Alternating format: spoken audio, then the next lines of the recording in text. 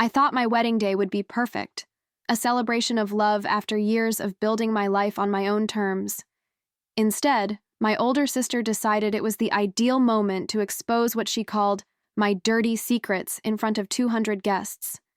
She stood up during the reception, microphone in hand, and announced things that would destroy my reputation and my marriage before it even began. But she didn't count on one thing. My father, a self-made billionaire who rarely showed emotion, was watching. And what he did in the next 60 seconds changed everything, not just for that day, but for our entire family forever. My name is Charlotte, and I'm 42 years old. For most of my adult life, I've tried to keep a safe distance from my family's drama, especially from my sister Victoria. She's 46, 4 years older than me, and for as long as I can remember, she's seen me as competition. Not a sibling, not a friend, just someone who somehow keeps taking things she believes should be hers. Growing up in Connecticut, we lived in a sprawling estate that my father, Robert Montgomery, built from nothing. He started with a small logistics company in his 20s and turned it into a multinational empire worth billions by the time I was in high school. People always assumed we were born into wealth, but the truth is, my father worked brutally hard, often missing birthdays and holidays, building something he hoped would give us security and opportunity. My mother passed away when I was 17. Breast cancer. It was fast and cruel, and it left a hole in our family that never quite healed. Victoria was 21. Already in college, already building her identity around being the eldest, the responsible one, the one Dad could count on. I was the baby, the one who got more attention because I was still home, still grieving openly, still needing comfort. I think that's when the resentment really started. After Mom died, Dad threw himself even deeper into work. Victoria moved back home for a year, trying to manage the household, trying to be the woman of the house. She organized everything, hired staff, planned events, made sure Dad's life ran smoothly. She wanted to be indispensable, and for a while, she was. But I was the one he'd sit with late at night, talking about Mom, crying sometimes, sharing his fears. I didn't ask for that role. It just happened. And Victoria saw it as me stealing her spotlight. I went to college in Boston, studied art history, and built a quiet life working for a small museum. I loved the work. I loved the peace. I didn't want the corporate life, the boardrooms, the endless pressure. Victoria, on the other hand, went into business, got her MBA, and joined Dad's company as a vice president. She was good at it. Sharp, strategic, ruthless when needed. Dad was proud of her, and I was genuinely happy she found her path. But she couldn't accept that I found mine. Every family gathering became a subtle competition. She'd mention her promotions, her bonuses, her influence. She'd ask about my job with this patronizing tone, like working at a museum was some kind of cute hobby. She'd remind everyone that she was the one carrying on Dad's legacy, that she was the one who understood sacrifice and ambition. And I'd smile and nod because I didn't need to win those battles. I had my own life. Then I met James. James Sullivan was an architect, 45, divorced with 2 grown kids. We met at a gallery opening 2 years ago. He was kind, thoughtful, funny in this quiet way that caught me off guard. We started dating, and for the first time in years, I felt genuinely excited about my future. He wasn't wealthy, not like my family, but he was successful in his own right, respected in his field, and he loved me for who I was, not for my last name or my father's bank account. When I told my family I was engaged, Dad was thrilled. He liked James, respected his work ethic and his integrity. He told me he was happy I found someone who valued me. Victoria congratulated me with a tight smile and a comment about how nice it must be to finally settle down at my age. The words were fine, but the tone had an edge. I ignored it. The wedding planning started, and that's when things got complicated. I wanted something simple, elegant, intimate. Maybe 75 people, a beautiful venue, good food, meaningful vows. But Dad insisted on something bigger. He wanted to celebrate, to show the world his daughter was happy. He offered to pay for everything, and he wanted to invite business associates, old friends, people who mattered to him. I understood. This was his way of showing love. So I agreed to a larger wedding. 200 guests, a country club overlooking Long Island Sound. The works. Victoria was involved from the beginning, because of course she was. She offered to help coordinate vendors, manage the guest list, handle logistics. She was good at that kind of thing, and honestly, I appreciated it at first. I was still working full-time and planning a big wedding was overwhelming. But as the months went on, I noticed she was making decisions without consulting me. She'd change floral arrangements, adjust seating charts, add people to the guest list without asking. When I'd confront her, she'd say she was just trying to help, that I was too busy to handle details, that she knew what would impress people. I started to feel like a guest at my own wedding. 2 months before the big day, I had lunch with Victoria at her favorite restaurant in Manhattan.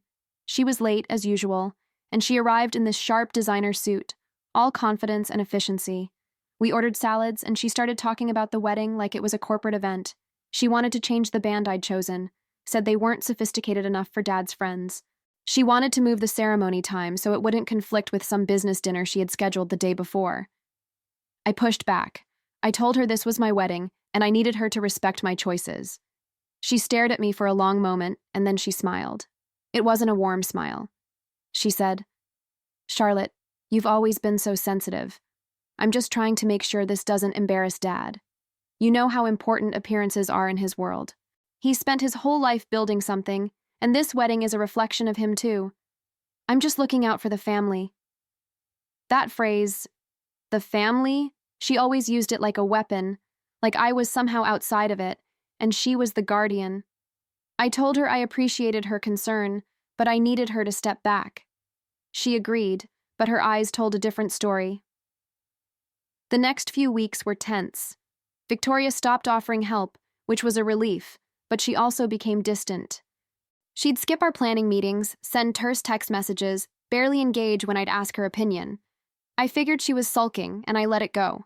I had a wedding to focus on, and I didn't have energy for her moods. 1 month before the wedding, something strange happened. I started getting calls from vendors, asking about changes I hadn't authorized. The florist wanted to confirm a new color scheme. The caterer had questions about a menu I'd never seen. The photographer asked if I was sure I wanted to add an extra hour of coverage. Every time I'd say I didn't request any of this, and they'd say someone from my family had called on my behalf. I suspected Victoria, but I couldn't prove it. I let it go, corrected the changes, and moved on. Then, 2 weeks before the wedding, I got a message from an old college friend, someone I hadn't seen in years. She said she'd heard some concerning things about me, and she wanted to make sure I was okay. I asked what she meant, and she hesitated. Finally, she told me that someone had been spreading rumors. Apparently, there was talk that I'd had a serious addiction problem in my 20s, that I'd stolen money from Dad's company, and that James didn't know the real me. She wouldn't say who started the rumors, but she'd heard them from multiple people in our social circle. I was stunned. None of it was true. I'd never had an addiction issue. I'd never worked for Dad's company, so I couldn't have stolen anything. And James knew everything about my past. We'd been open and honest from the start. But the rumors were out there, circulating, and I had no idea how to stop them. I confronted Victoria. I called her, told her what I'd heard, and asked if she knew anything. She acted shocked, concerned, like she couldn't believe someone would say such things. She promised to ask around, to see if she could find the source. But something in her voice felt off, too smooth, too rehearsed. I didn't have proof, so I couldn't accuse her directly. But I knew, deep down, I knew. James and I talked about postponing the wedding, but we decided against it. We'd already sent invitations, people had made travel plans, and honestly, I refused to let rumors control my life. James was supportive, calm, reassuring. He told me that anyone who mattered would see through the lies, and anyone who believed them wasn't worth our time. I loved him for that. The week of the wedding arrived, and I was a mess of nerves and exhaustion. I tried to stay focused, tried to enjoy the final preparations, but I kept waiting for the other shoe to drop. I didn't trust Victoria, and I didn't know what she might do. The rehearsal dinner was at a private room in an upscale restaurant near the venue. 40 people, close family, and the wedding party. Dad gave a toast that made me cry. He talked about Mom, about how proud she would have been, about how he'd watched me grow into a strong, independent woman. He said James was exactly the kind of man he hoped I'd find. It was beautiful. It was perfect. Victoria gave a toast too. She talked about growing up together, about how we'd always been different, but how she loved me. She said she was proud to be my sister and that she couldn't wait to see me happy. She sounded sincere, and for a moment, I thought maybe I'd been wrong. Maybe the rumors weren't her. Maybe I was being paranoid. The wedding day arrived, June 14th. The weather was perfect, 75 degrees, clear skies, a light breeze off the water. The venue was stunning, exactly what I'd hoped for. I got ready with my bridesmaids in a suite overlooking the Sound, and for the first time in weeks, I felt genuinely happy. I was marrying a man I loved, surrounded by people who cared about me, and everything was falling into place. The ceremony was at 4 in the afternoon. I walked down the aisle with Dad, and I could see James waiting for me, smiling, and I felt like I was exactly where I was supposed to be. The vows were personal, emotional, real. We exchanged rings, kissed, and everyone cheered. It was perfect. The reception started at 6, cocktail hour, then dinner, then dancing. The room was beautiful, decorated exactly how I'd imagined. The food was excellent, the music was right, and people seemed genuinely happy. I was riding this wave of relief and joy, thinking I'd made it through. We'd made it through. Victoria was seated at the family table next to Dad. She looked elegant in a navy dress, her hair styled perfectly, her makeup flawless. She'd been pleasant all day, smiling, complimenting me, playing the role of supportive sister. I should have known better. Dinner ended, and the best man gave his speech. It was funny and heartfelt, and everyone laughed and clapped. Then my maid of honor spoke, telling stories about our friendship, about how happy she was for me. More applause. I was relaxed, enjoying the moment, thinking the hard part was over. Then Victoria stood up. She wasn't on the schedule to speak. We hadn't planned for her to give a toast. But she picked up the microphone from the MC's table and walked to the center of the dance floor. The room quieted down. People assumed this was part of the program, that the sister of the bride wanted to say a few words. I felt a flicker of unease, but I smiled, trying to stay positive. Victoria started with a smile. She said, "Good evening, everyone. For those who don't know me, I'm Victoria Montgomery, Charlotte's older sister. I know I wasn't on the official toast list, but I hope you'll indulge me for just a moment. I have some things I think everyone should know before we celebrate too much." The tone was wrong. The words were wrong. I felt my stomach drop. James reached for my hand under the table, and I could see Dad sitting up straighter, his expression shifting from relaxed to alert. Victoria continued, "Charlotte and I have always been close in our way, and as her big sister, I've always felt responsible for her, especially since our mother passed. I've watched her make choices, some good, some, well, less good.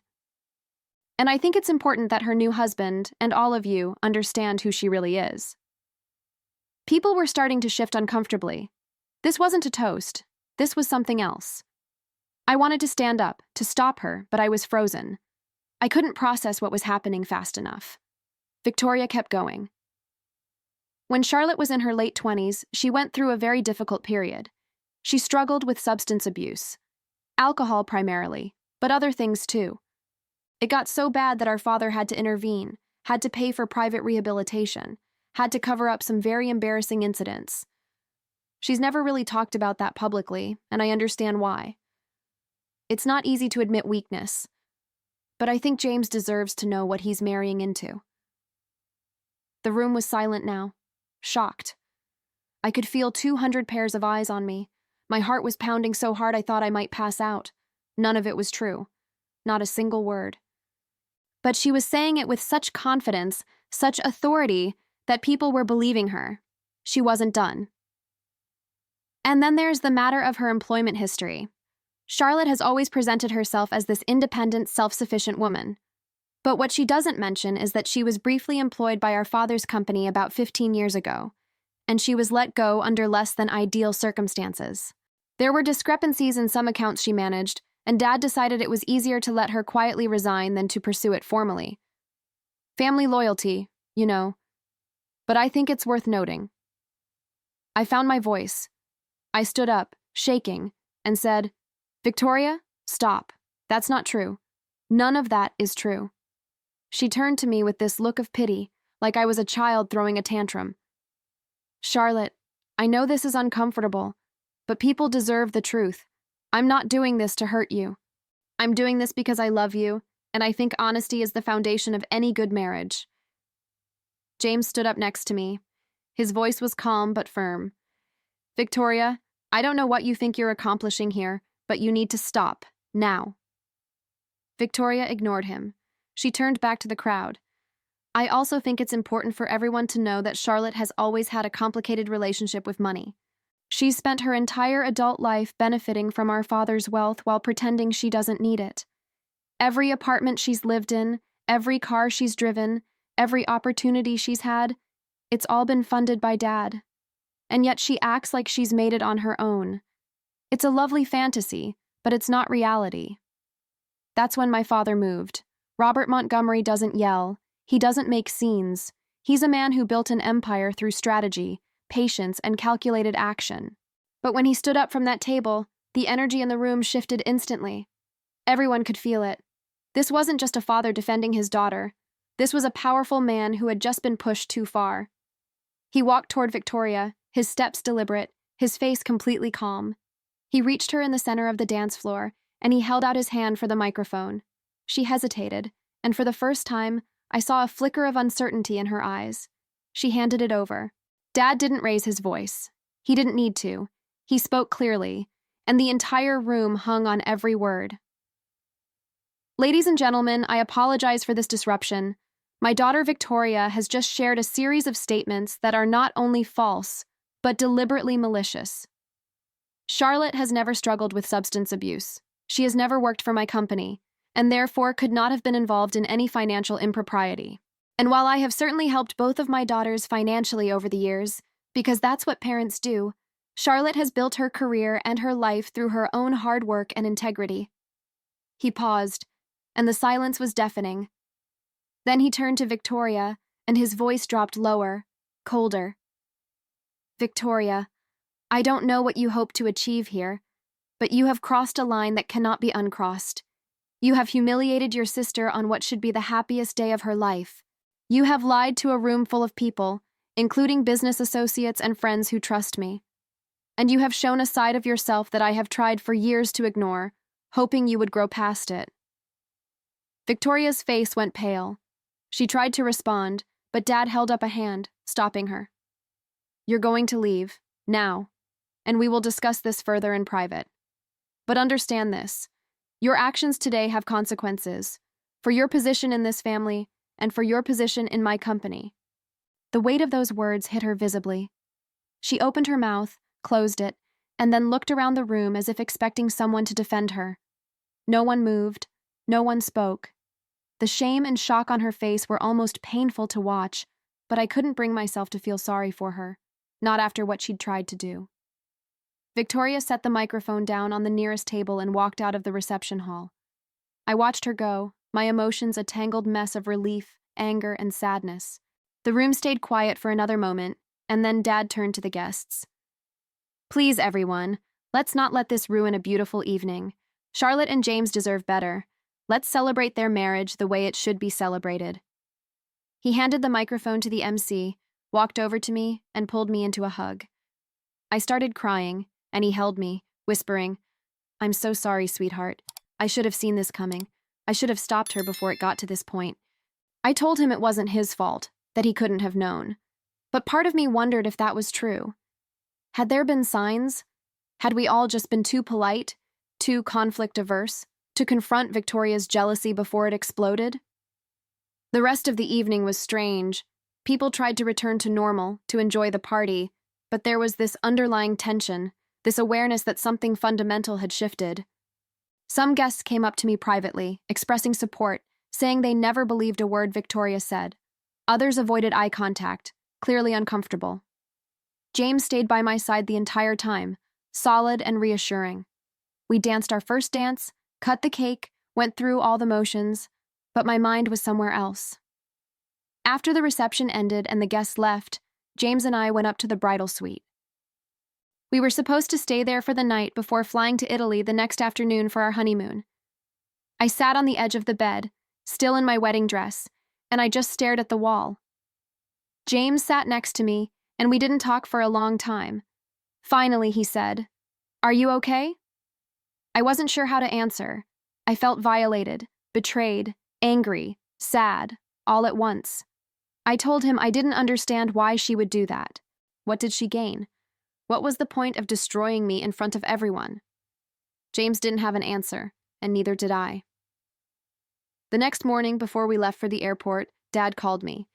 He wanted to meet for breakfast, just the two of us. I agreed, and we met at a quiet diner near the hotel. He looked tired, older than I'd seen him in a long time.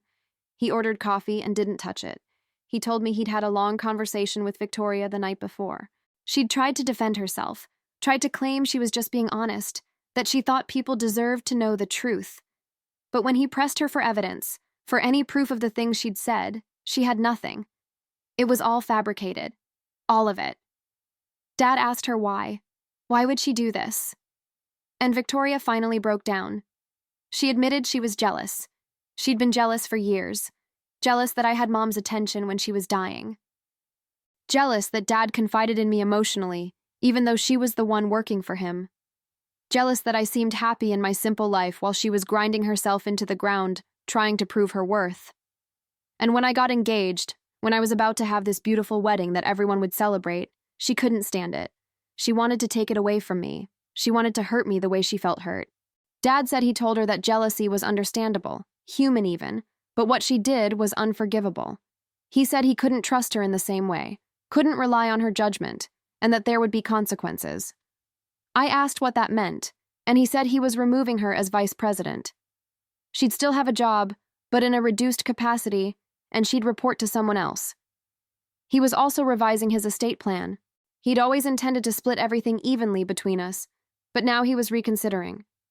He wanted to make sure that my future was protected, especially after what she'd tried to do. I told him I didn't want him to destroy her over this. I was angry, but she was still my sister. He said he appreciated that, but this wasn't just about me. It was about integrity, accountability, and what kind of family he wanted to build.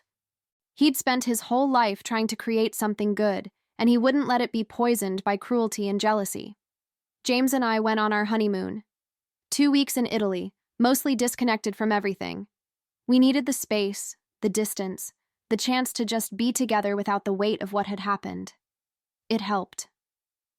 By the time we came back, I felt stronger, more clear-headed, ready to figure out what came next. Victoria tried to reach out a few times while we were gone.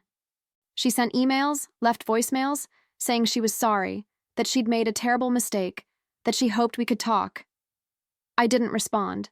I wasn't ready. I didn't know if I'd ever be ready. When we got back to the States, I met with Dad again. He told me he'd followed through on what he'd said. Victoria was no longer in a leadership position, and she wasn't taking it well. She'd become defensive, bitter, blaming him for overreacting, blaming me for being too sensitive. He said he'd tried to help her see that she'd done this to herself, but she wasn't hearing it. I asked if he thought she'd ever apologize, really apologize, and he said he didn't know.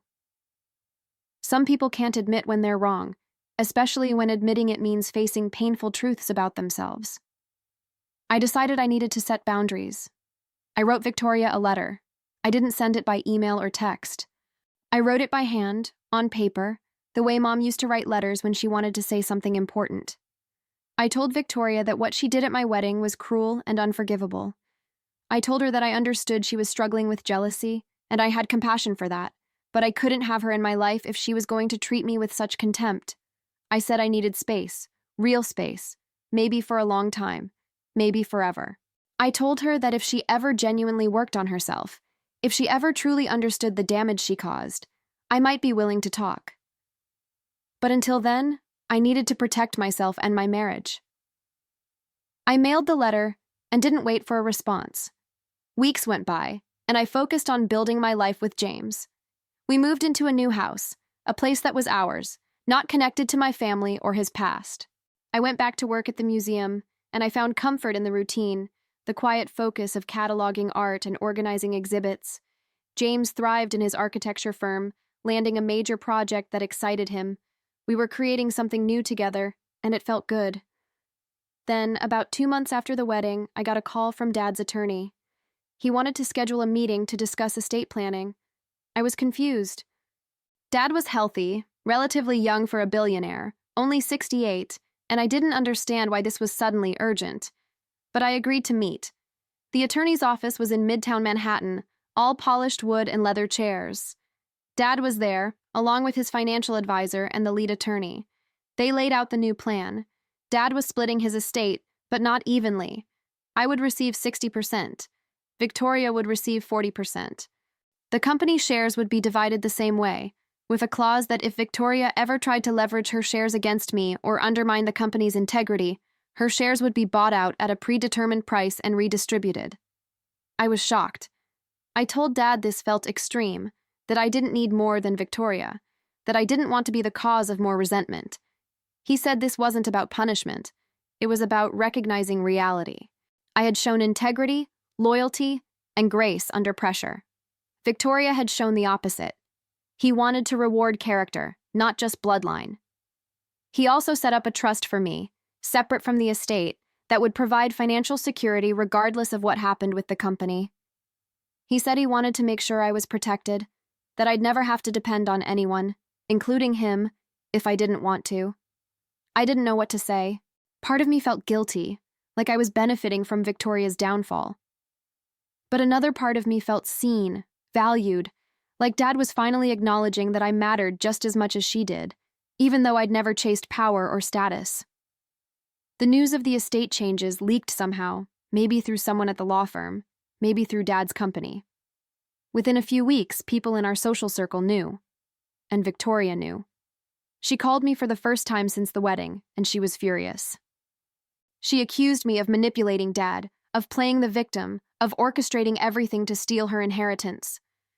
I tried to tell her I had nothing to do with it, that it was Dad's decision, but she wouldn't listen.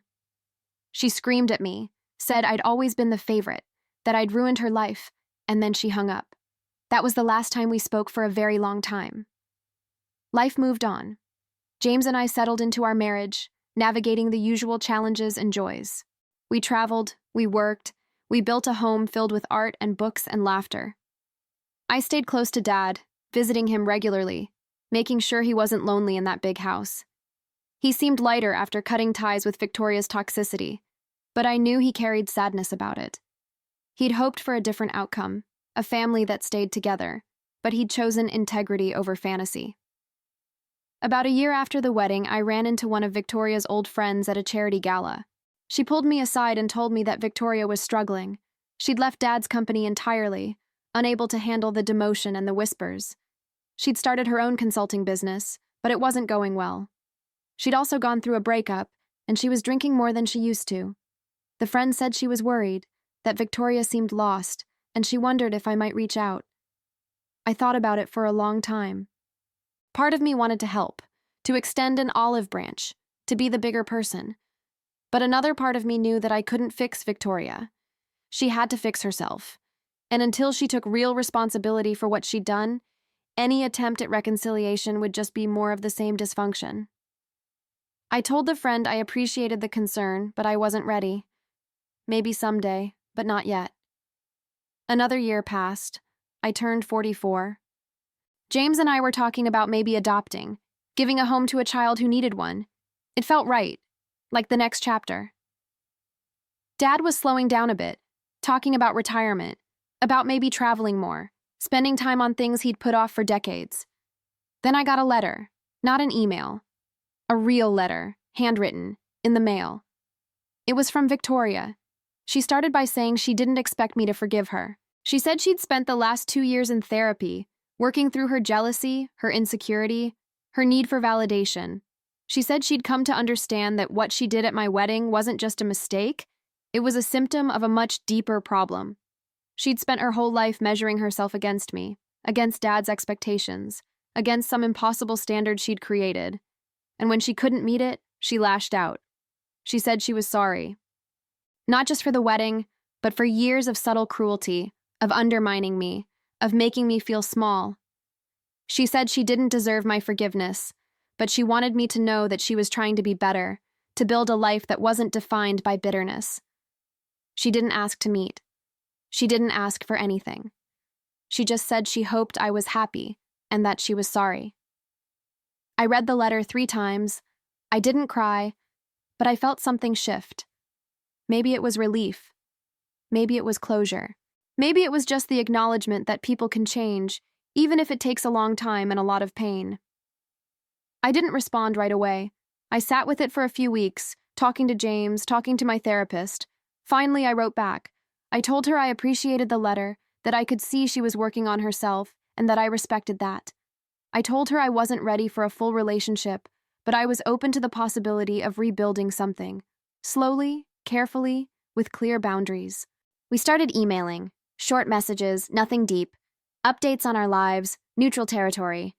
It was awkward at first, stilted, but over time it got a little easier.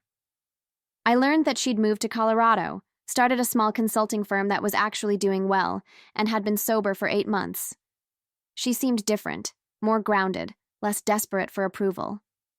About 6 months into our cautious reconnection, Dad had a health scare. A minor heart attack, but it was a wake-up call. He spent a few days in the hospital, and I was there every day. Victoria flew in from Colorado.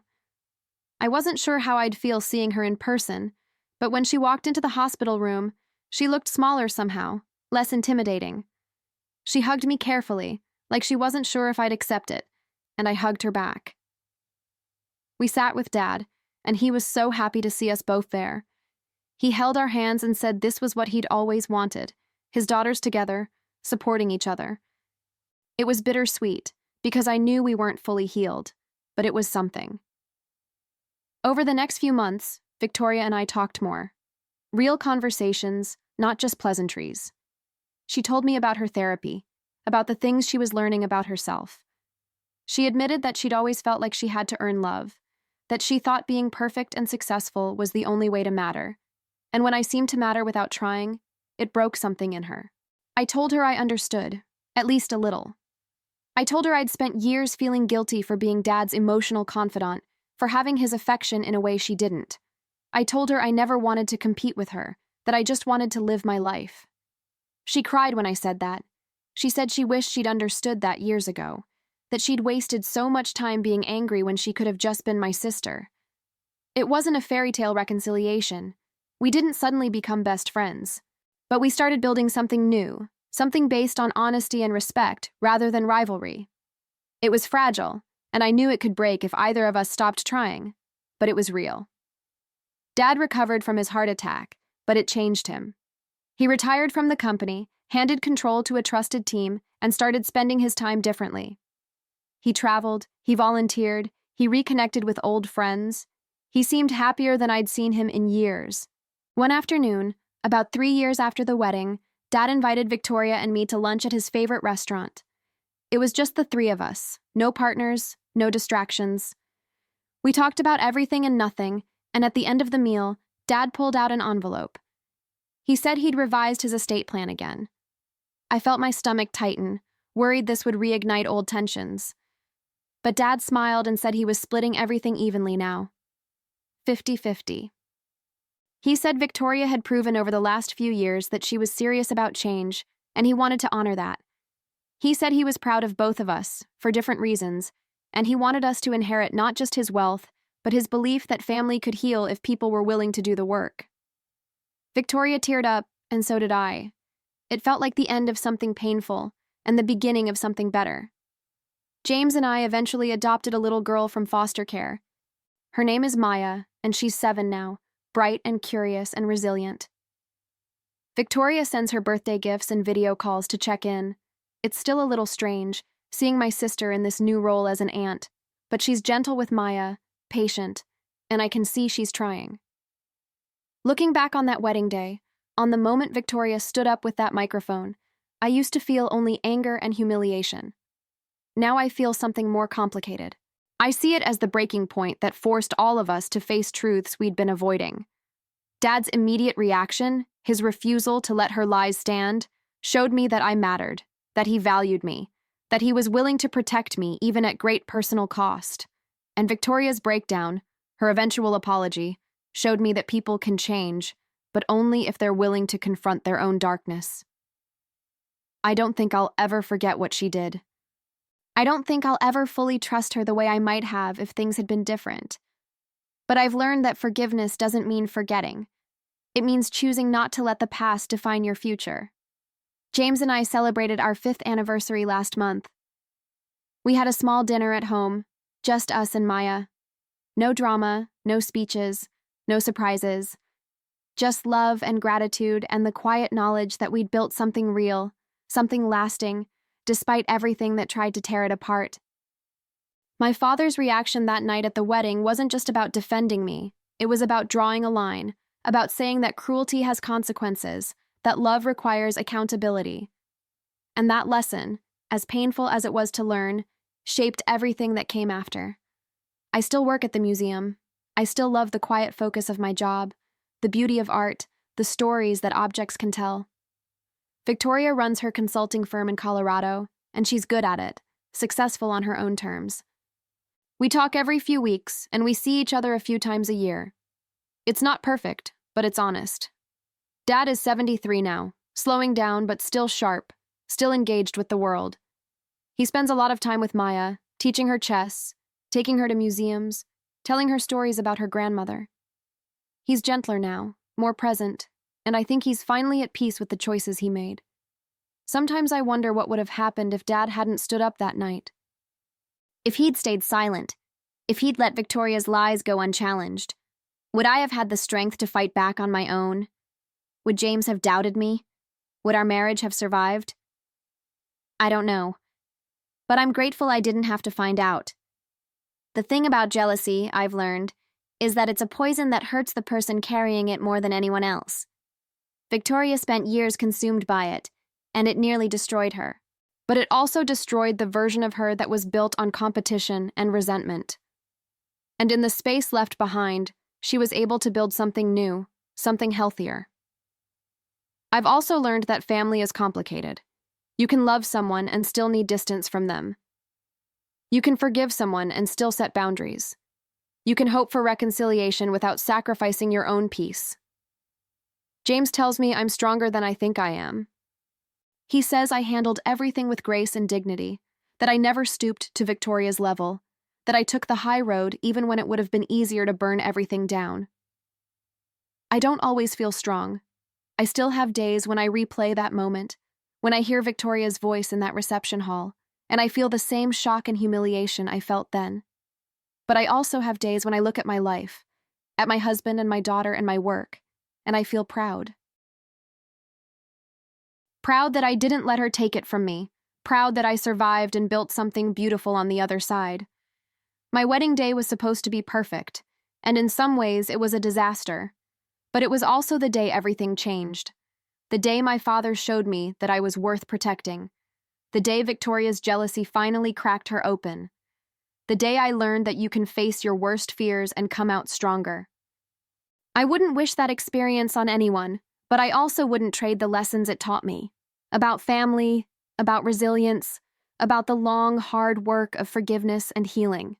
Victoria and I will never have a simple relationship. We'll never be the sisters who talk every day or share everything. But we have something real now, built on truth and effort and mutual respect. And that, I think, is more valuable than the fantasy we tried to hold on to for so long. Dad's immediate reaction that night wasn't just a defense, it was a gift. It was him saying, I see you, I believe you, I will protect you. And that gift gave me the foundation to rebuild, to heal, to move forward. So when people ask me about my wedding, I don't lie. I tell them it was complicated. I tell them there was a moment that could have destroyed everything, but instead, it became a turning point. I tell them that sometimes the worst moments in your life force you to confront the things you've been avoiding, and that confrontation, as painful as it is, can lead to real change. I tell them that my father's love, fierce and unwavering, saved me that night, and that my sister's jealousy, once exposed and finally addressed, lost its power to hurt me. I tell them that I'm happy now, truly happy. Not because everything is perfect, but because I've learned to live with imperfection, to set boundaries, to choose peace over drama. And I tell them that if you ever find yourself standing in the wreckage of someone else's cruelty, You have a choice. You can let it define you, or you can use it as fuel to build something better. I chose the latter, and I'm still choosing it, every day. Maya asked me recently what happened at my wedding. She's old enough now to have heard bits and pieces from family, to sense that there's a story there. I sat her down and told her the truth, age appropriately. I told her that her Aunt Victoria made a big mistake, that she hurt me, but that she's working very hard to be better. I told her that people can change if they really want to, but it takes time and effort and honesty. Maya asked if I forgave her. I told her I was still figuring that out, that forgiveness is a process, not a single moment. But I said that I was trying, because family is important, and because holding on to anger hurts you more than it hurts the other person. She nodded, thoughtful, and then she asked if I was happy I married her dad. I laughed and said yes, absolutely, that marrying James was the best decision I ever made. She smiled and said, "Good, because I like him too." That's the thing about life. It's messy and complicated and full of pain, but it's also full of love and second chances and small, perfect moments that make all the struggle worth it. Victoria sent me a text last week. It was a photo of a sunset in the mountains near her home, with a caption that said, "Thinking of you." It was simple, nothing dramatic, but it meant something. It meant she was still trying, still reaching out, still hoping we could keep building this fragile, imperfect connection. I texted back a heart emoji. It felt like enough. James and I are planning a trip to see her next month. We'll bring Maya, let her see the mountains, let her spend time with her aunt. I'm nervous about it, but I'm also hopeful. Hopeful that we can keep moving forward, keep healing, keep proving that family doesn't have to be defined by the worst things that happen. Dad's health is stable now. He's talking about writing a memoir, about sharing his story of building the company, the lessons he learned, the mistakes he made. He asked if I'd help him with it, and I said yes. It feels like a way to honor him, to preserve his legacy, and to spend meaningful time together while he's still here. I think about Mom sometimes, about what she would have thought of all this. I think she would have been heartbroken by the conflict, but I also think she would have been proud of how we worked through it. She always believed in the power of forgiveness, in the importance of family, in the possibility of redemption. I hope I'm honoring her by trying to live those values, even when it's hard. The museum is hosting a new exhibit next month, and I'm leading the project. It's a collection of portraits, all focused on the theme of family, identity, and connection. I've been pouring myself into it, finding meaning in the stories these artists tell about love and loss and resilience. It feels like my own story is woven into the work, even though no one else would know it. Life isn't a fairy tale. There's no perfect ending, no moment when everything is resolved and everyone is happy. But there are moments of grace, moments when you look around and realize that despite everything, you've built something good. You've survived. You've loved and been loved. You've chosen growth over bitterness. That night at my wedding, when Victoria stood up with that microphone, I thought my world was ending. In some ways, it was. The old world, the one where I tried to avoid conflict and pretend everything was fine, that world shattered. But in its place, something stronger emerged. A world where I set boundaries, demanded respect, and refused to be diminished. My father's reaction taught me that I deserved to be defended. Victoria's eventual apology taught me that change is possible, and James's unwavering support taught me that real love doesn't crumble under pressure. I'm 47 now.